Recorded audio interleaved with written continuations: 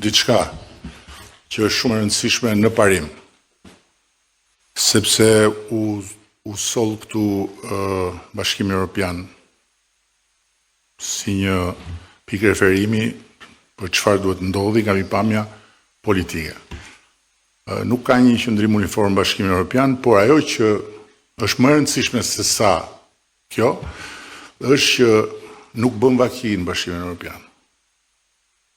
Që njerëzit të pezullohen nga funksionet, është unike në historinë e Evropës kjo, duke qenë të zgjedhur. Nuk bën vaki në Bashkimin Evropian që kryetarët e bashkisë të merren nga zyra dhe të çohen në burg pa gjyq dhe të mbahen në paraburgim për muaj e muaj të tërë. Nuk bën vaki në Bashkimin Evropian që, siç e thot jo qeveria e Shqipërisë, po Komisioni i Torturës i Strasburgut, një vend të ketë më shumë të paraburgosur se sa njerëz të gjykuar dhe të burgosur me gjyq. Kështu që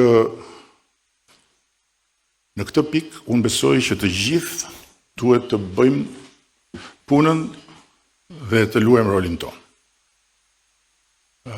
Ne kemi tonin, roli ynë është që të jemi garant të kësaj pavarësie të drejtësisë që Shqipëria po e njeh për herë të parë në historinë e vet, ta mbrojmë këtë pavarësi të gjyqësorit edhe kur rëndon mbi ne në formën e një padrejtësie sipas nesh, që e përsëris nuk ka të ngjashme në Europë, dhe të respektojmë kufirin tonë, pa hyrë në territorin e një pushteti tjetër të pavarur. Por nga ana tjetër, të gjithë duhet të bëjnë detyrën e tyre. Nuk mund të hyhet në territorin e një pushteti tjetër të pavarur, dhe kjo vlen edhe për pushtetin ekzekutiv, kjo vlen edhe për pushtetin legjislativ. Ashtu sikundër, miqësisht ju them që kultura e gjyqeve popullore dhe e